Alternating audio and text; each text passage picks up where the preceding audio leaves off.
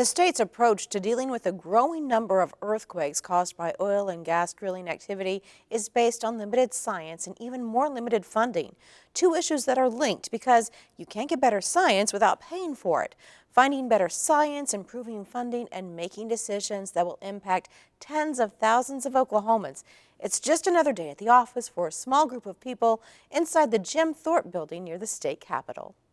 Over the last 30 days, more than 140 earthquakes have shook the state.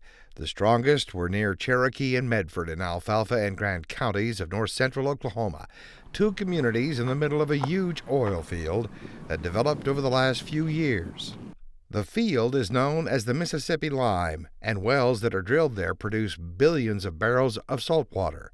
Over the last 3 years, Alfalfa and Grant counties have seen more than an 800% increase in salt water pumped back underground. Now, Cherokee and Medford are the most active earthquake areas of the state. To try and address the growing quake numbers, the Oklahoma Corporation Commission ordered 7 wells in the two counties to shut down and 66 others to reduce the amount of wastewater being injected. However, the list of wells ordered to reduce injection volumes includes 11 wells that are already shut down. Wells like Sandridge Exploration's Donna Fay 1-19 and Bonnie Jean 1-22. Both were ordered to reduce volumes by 50%, but neither one is in operation. And both wells are double listed in 2 different Corporation Commission orders. Then there are wells that were ordered shut down, like the Miguel just outside of Cherokee, then appear on new orders months later, showing it as a well that must reduce injection by 25%. Tim Baker is director of the Oil and Gas Division for the Corporation Commission.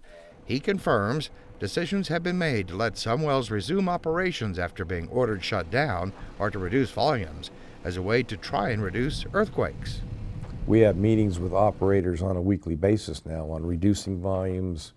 Can they use wells that are farther away from the area? Can they pipe the water over there? Those types of meetings we're having almost on a daily basis. Baker says his oil and gas division has set up a procedure to follow in deciding if a well is opened back up. We know these wells in this area are permitted for certain volumes. Whether they're actually contributing to the earthquake or not, we don't know, but we can lower the risk by making sure these wells don't operate that are closest into where the activity occurred. A lack of science comes into play. All of the water in the Mississippi Lime is being injected back into what is known as the Arbuckle Group, the last layer of rock before you reach the crystalline basement. Disposal wells drilled that deep have all been ordered to shut down and plug back the holes so the water stays or goes into the Arbuckle. But in reality, no one really knows much about where all that water is going. Nobody has really studied the Arbuckle. We don't know where the faults are. We're just now beginning to, within the last 2 years, we've accumulated more data than what has probably been accumulated in the last 20 on the Arbuckle Formation. And that's where Dr. Kyle Murray comes in. He is a hydrogeologist at the Oklahoma Geological Survey, and he is deep into a study of the Arbuckle Group now. To understand it, you need to understand the permeability and the pressure. Those are the two main things that we need to know more about. Part of his research will involve a new approach to figuring out the pressures and permeability of the Arbuckle Group.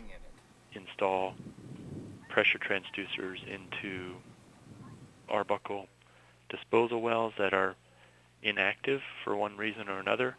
And that would provide scientists information they've never had before. We can use those wells to understand the current pressure in the Arbuckle and how it varies in space and in time. Dr. Murray says he wants to monitor at least a dozen wells to start, which would for the first time give scientists real-time data.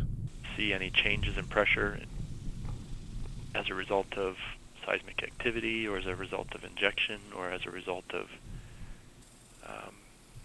shutting in of wells. We might see a decrease in pressure, and that's really useful information. And that will help answer the question of where the fluids are actually going.